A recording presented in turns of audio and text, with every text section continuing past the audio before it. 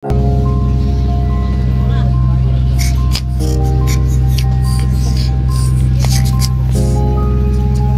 barko ng June Aster. Ngayong araw ay sasamahan ko ang aking lola umuwi papuntang El Nido, Palawan.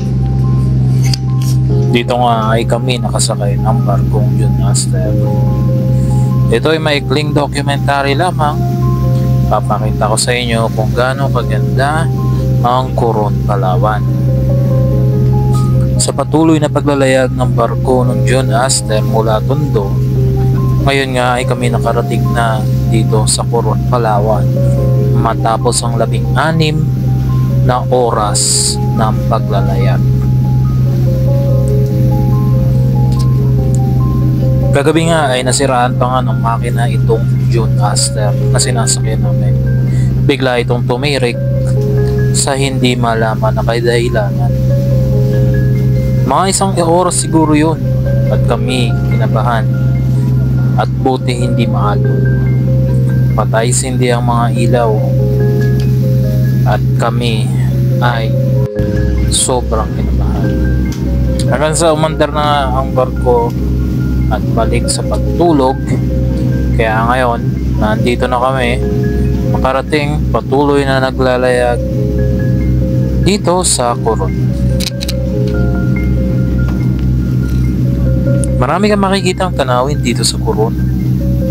Kabundukan, karagatan, araw, at mga lubid. Sobrang yaman ng Palawan sa mga itong kalikasan. Napakayaman talaga. Sa paglalayag na ito, nakikita ko ang mga kabundukan na parte ng Palawan. Sobrang ganda.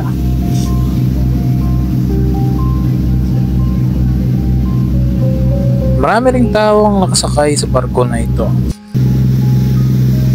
At sila nga babiyahe upang magbaba ng produkto papunta sa Coron. Habang binabaybay nga namin ang Coron, ito na nga pala ang harapan niya. Papasok ang barkong ito sa loob ng mga bundok na yan. At sa loob ng mga bundok na yan, makikita nyo nandyan ang Mount Tapias o yung bundok na may cruise. Maganda siya paggabi, umiilaw at nakalagay ang salitang Coron. So ito nga pala ang mga pangarga ng barkong June Aster. Talagang napakadami.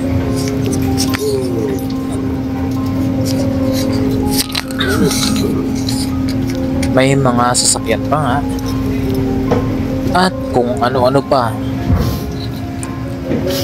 Siguro may milyon ang halaga ng karga ng barkong ito.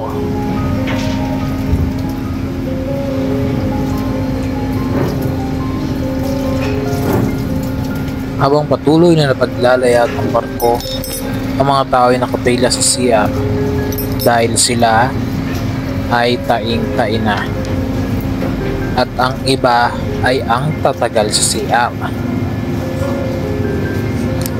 Tingin sa kalaman ng marami ng barkong June Aster ay isang pampasayarong barko. Dito nga may naninigarilyo pa nga habang ako'y nagbibideo, at nung nakita niya ako'y nagbibideo, siya ay umalis. So papalapit na tayo sa may Coron. Napakaganda ng tanawin. Ang ganda at ang linaw ng dagat ay hindi masusumpungan.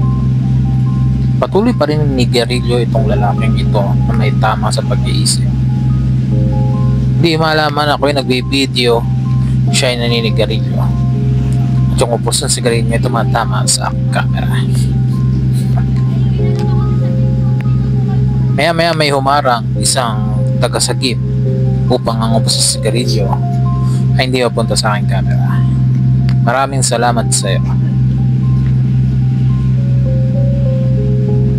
Yan na nga. Puro sa mukha niya tumama ang upos ng sigarilyo. Patuloy niya akong hinarangan ako habang ako'y nagbibideo dahil alam niyang ako'y nagpa-vlog. Respeto ba?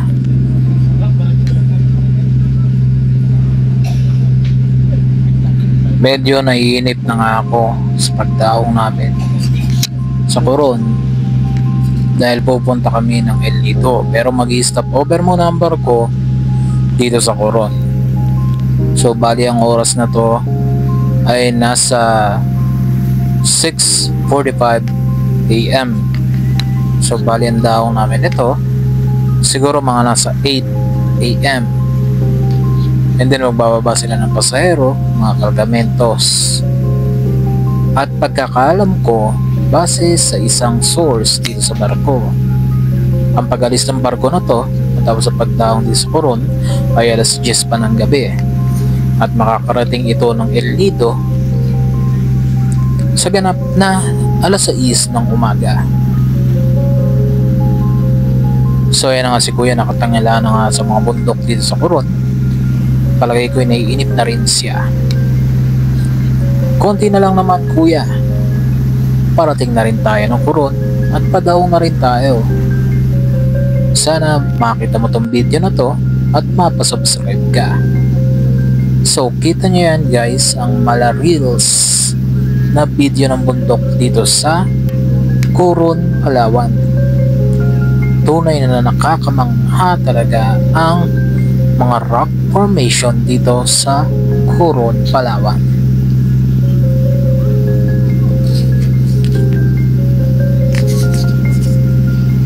Medyo mahina ang alon dito kasi maaraw naman at walang bagyo, pero sigurado kung may bagyo ito, sigurado nagsasayang barko.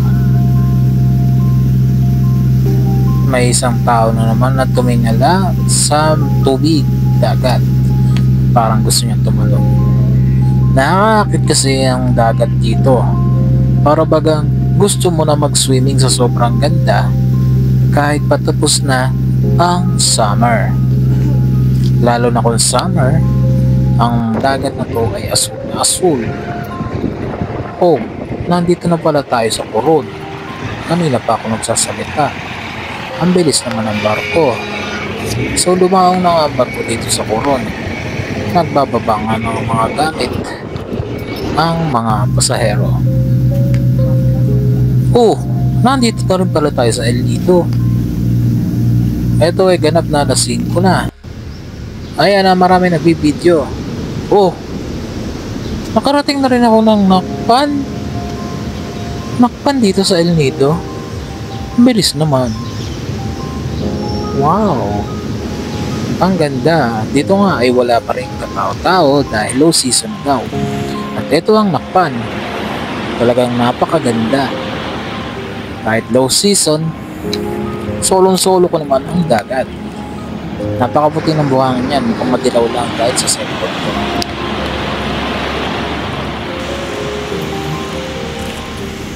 At kalmado ang alon. Pero normally ang alon dito napakalakas.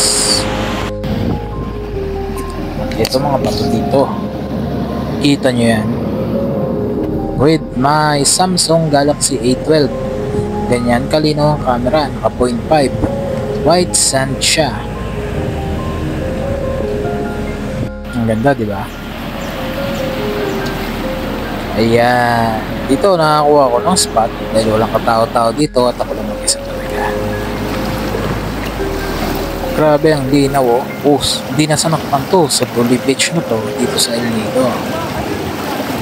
O paano guys, patapos ng vlog na to, mag-subscribe kayo para marami pa kayo makitang vlog ko kung interesado kayo dito sa El Nido. Taga El Nido kasi ako. Maraming salamat sa inyo at kayo ay mag-iingat palagi. Ako to si Boy Review. Like, share, subscribe, follow.